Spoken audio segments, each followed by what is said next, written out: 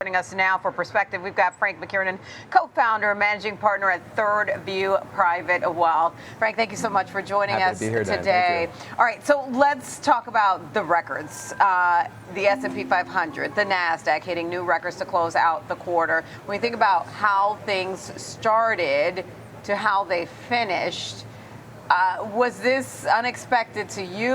What was the biggest surprise, or were you not surprised at all? Not surprised at all. I mean, I think this has been a kind of glass half full market, right? I think it's going to melt higher from here. If you look back, I mean, oil's lower, rates are lower, dollar's lower, all from where we started the year. So I think the macro environment is pretty constructive here for global U.S. equities, for global equities.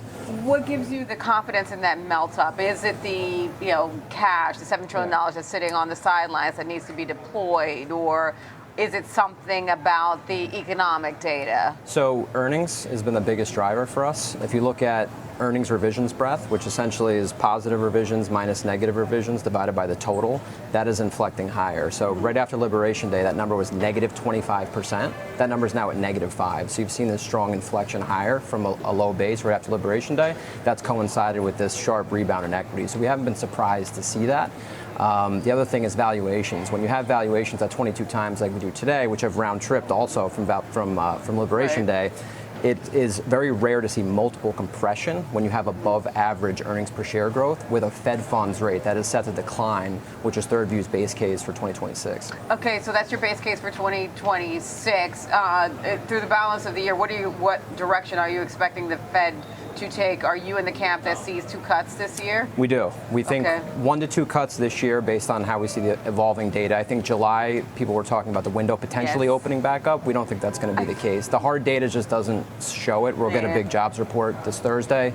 But until you start to see that number really show up in the jobs data, then I don't think they're going to cut. What are you expecting for the jobs report this Thursday?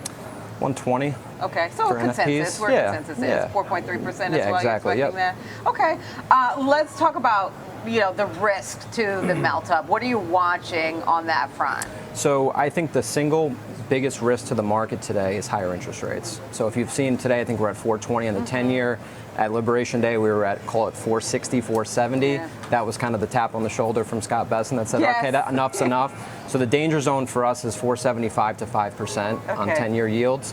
So I think that is the ultimate risk for the Fed. I think stocks can really do well between 4 to 4.5%. Anything beyond that, I think, is going to become more of a headwind than a tailwind. Okay, that matches up with some other conversations I've had. Let's talk a little bit about some picks that you're watching. You like CrowdStrike, you like Meta, you like Spotify. Both of them are significant outperformers compared to the S&P 500 year to date. CrowdStrike up more than 48%. Meta is up more than 25%. Spotify up more than 70% year to date.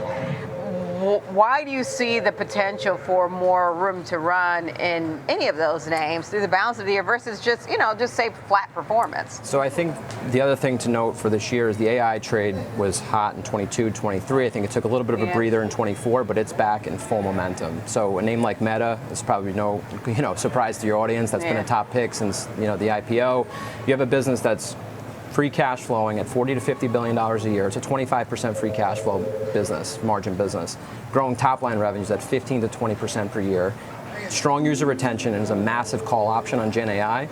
I mean, what's not to love about a company like that right now? Regardless of how it's done in the past, regardless if it's hit new 52-week highs yesterday, which I know it did. Yes. The recent acqui-hire of Scale AI and Alexander Wang and his team is a quintessential Zuck move on trying to go after the competition because they've acknowledged the fact that Llama has been underwhelming, has not kept pace with Gemini, Grok, ChatGPT. So this is a Zuckerberg move, very quintessential of what he did with Instagram, quintessential WhatsApp, precisely. You buy the competition, basically.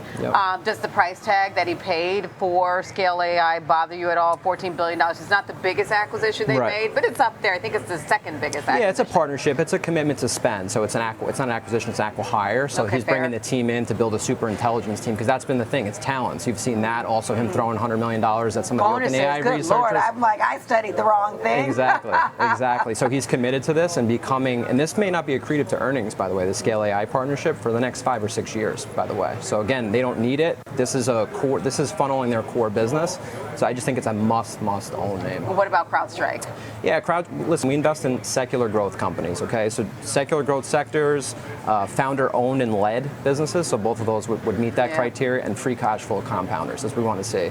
So CrowdStrike, for example, George Kurtz, phenomenal business. They'll be at $5 billion in ARR, close to at the end of this year. Another 25% free cash flow margin business, growing top line at 20%. This is a business that you have to own in a sector that's continuing to grow. Cybersecurity and cyber threats aren't going anywhere. They're not. Governments and enterprises are continuing to spend. They're not cutting that stuff away from their budget. So this is a top security. When I say unfortunately, it's not so much about the business. It's just the exposure that we all have as individuals. Yeah. Unfortunately, especially when you think about the data leaks that happen online, et cetera. So increasing need for that. We're short on time, so we'll have to leave our conversation here for today. Thank you very much. Thank you, Frank. Yeah, appreciate it. That's Frank McKiernan, co-founder and managing partner at Third View Private Wealth.